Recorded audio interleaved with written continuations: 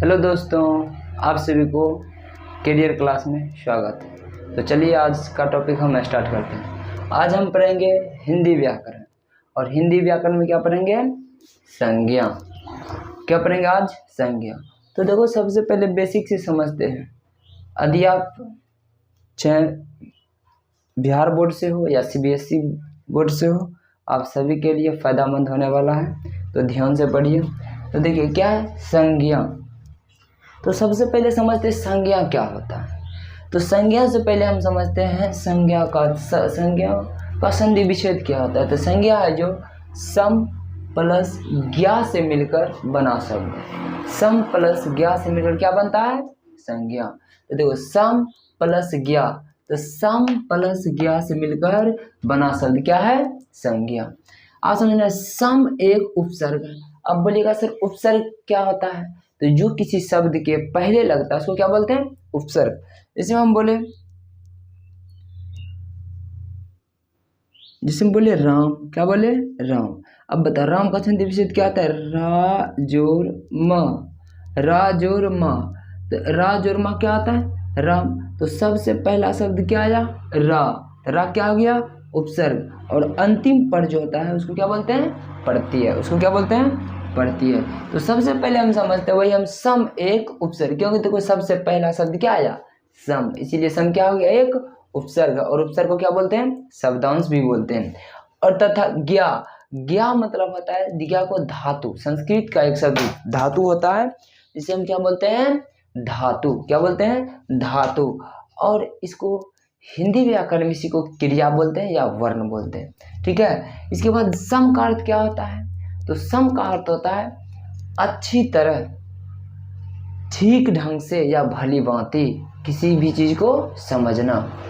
किसका मतलब होता है? सम का मतलब होता है। इसके बाद ज्ञा, ज्ञा का अर्थ होता है जानना, ज्ञान कराना, बोध कराना होता है। किसका अर्थ होता है दोस्तों? ज्ञा का अर्थ। ज्ञा का अर्थ क्या होता है? जानना, ज्ञान कराना, बोध कराना। इसको क्या बोलते हैं? ज्ञा का अर्थ होता है। तो यहाँ तक सभी को समझ में आ गया। अब आते हैं हम संज्ञा किसे कहते हैं। क्या पढ़ेंगे? संज्ञा।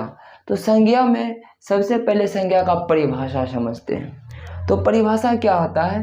जिस शब्द से किसी वस्तु, व्यक्ति, स्थान, प्राणी व अवस्था का ज्ञान होता है उसे क्या बोलते हैं? संज्ञा बोलते हैं। तो फिर से हमारे साथ रिपीट करते रहिए। क्या आता है? जिस शब्द से किसी वस्तु, व्यक्ति, स्थान, प्राणी व अवस्था का ज्ञान होता है उसे क्या बोलते हैं?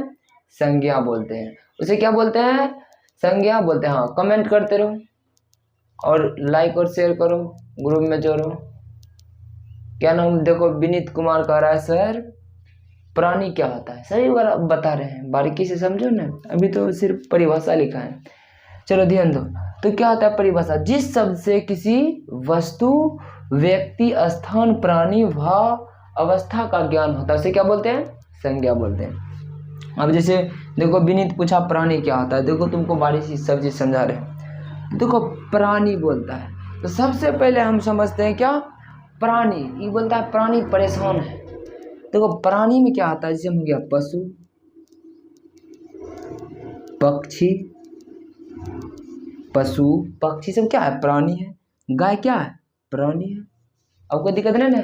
अब देखो यहाँ समझाते हैं। क्या था? वस्तु। तो वस्तु किसको बोलते हैं? क्या अब बताए? वस्तु। जैसे बोले सर वस्तु होता है तो वस्तु के अंतर्गत कौन होता है? बारीकी सब पढ़ते हैं। तो यदि पूरा दुनिया में जैसे वस्तु है, जैसे ले लिए क्या? कलम। क्या है? एक वस्तु है। क्या ले लिए? कलम। कलम क्या है? एक वस्तु है। जैसे ले लिए घर, मकान, मकान, ये सब क्या होता है? ये सब एक वस्तु है। क्या होता है?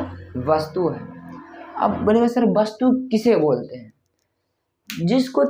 जिस जो निर्जीव पदार्थ होता है उसमें क्या होता है? वस्तु होता है। तुम उसको कतनो कूटो उसको चोटें नहीं लगेगा। ठीक है। तोड़ फोड़ दो कोई मतलब नहीं, तुम्ही को नुकसान होगा, तो उसको क्या बोलते हैं? वस्तु। इसके बाद क्या होता है? व्यक्ति। व्यक्ति तो सभी को पता है। जैसे हम देखो विनीत कुमार कमेंट कर रहा है, एक सिर्फ अभी है तो विनीत हो गया, क्या हो गया? विनीत। विनीत क्या हो गया?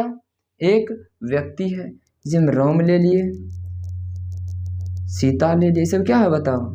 सीता क्या है? ये सब एक व्यक्ति है। राम, सोहन, गीता, मोहन, कुछ भी। इसके बाद आता है स्थान। स्थान के अंतर्गत क्या आता है? स्थान देखो, स्थान के अंतर्गत क्या आ गया? जैसे हम ले लिए ताजमहल। ताजमहल क्या है? एक स्थान है कि नहीं? क्या हो गया? ताजमहल। ताजमहल क्या है? एक स्थान है। और सोचो इसके बाद ताजमहल, और सोचो, कोई कमेंट करो। हाँ, जैसे बोला दिल्ली, दिल्ली भी स्थान है। और कमेंट करो। मेरठ, मेरठ भी है। मेरठ, मेरठ, ये सब क्या है? स्थान है। अब भाव क्या होता है? क्या? भाव। तो जिसे हम देख नहीं सकते, सिर्फ महसूस करते हैं। जैसे देखो प्यार, प्यार को तुम देख सकता है? नहीं देख सकता है। तो देखो प्यार को हम महसूस करते हैं, फीलिंग करते हैं, फीलिंग करते हैं कि हमें प्यार हो गया। हम देख नहीं सकते हैं। ऐसे यदि व्यक्ति प्यार को देख लेगा, तुरंत हमसे प्यार करते, तुरंत प्रपोज कर देगा ना। तो इसीलिए प्यार को हम देख नहीं सकते, तो हम प्यार को महसूस करते हैं। जैसे क्रोध, यदि तुम देख लो पापा जी गुस्सैल है, तो तुम उसके फीलिंग्स, फेस से देखता है कि लगता है पापा जी गुस्सैल है। समझा कि ना? तो इसको फीलिंग आया। जैसे तुम देखो फेस बहुत गुस्सा वाला है, तो तुम फीलिंग क्या, नहीं तो पहले तुम भाग जाता हो पापा क्रोध आज नहीं जाना है घर, ठीक है। तो हम भाव से फीलिंग करते हैं। जैसे क्रोध हो गया, क्रोध हो गया, ये सब क्या होता है? भाव। बुढ़ापा हो गया, ये सब क्या होता है? भाव। ये सब क्या होता है? भाव। यहाँ तक समझ में आया दोस्तों? तो सबसे पहले हम समझे क्या वस्तु के अंतर्गत क्या आता है? कलम हो गया, घर हो गया, मकान। व्यक्ति जैसे विनीत हो गया, राम हो गया, सीता। स्थान ताजमहल, दिल्ली, मेरठ, पटना, स्थान हो गया। प्राणी, प्राणी क्या हो गया? पशु, पक्षी, गाय। भाव, प्यार, क्रोध, बुढ़ापा, ये सब क्या होता है? संज्ञा होता है। लेकिन संज्ञा को है जो मुख्य रूप से 3 या 5 प्रकार से बांटा जाता है। अब बोलेगा सर 3 या 5 क्या बोले? यदि मूल रूप से पूछेगा संज्ञा कितना भेद होता है? 3 भेद। मूल रूप से कितना होता है भेद? 3 भेद। सबसे पहला आता है जातिवाचक संज्ञा, दूसरा क्या होता है? व्यक्तिवाचक संज्ञा, और चौथा क्या होता है? भाववाचक संज्ञा। 3 हो गया मूल रूप से। और जातिवाचक संज्ञा से ही द्रव्यवाचक संज्ञा और समूहवाचक संज्ञा को निकाला गया है। बोलिएगा कैसे? तो देखो पहले समझाते हैं। पहले यहाँ तक नोट करो, इसके बाद आगे बढ़ते हैं। जल्दी नोट करो दोस्तों।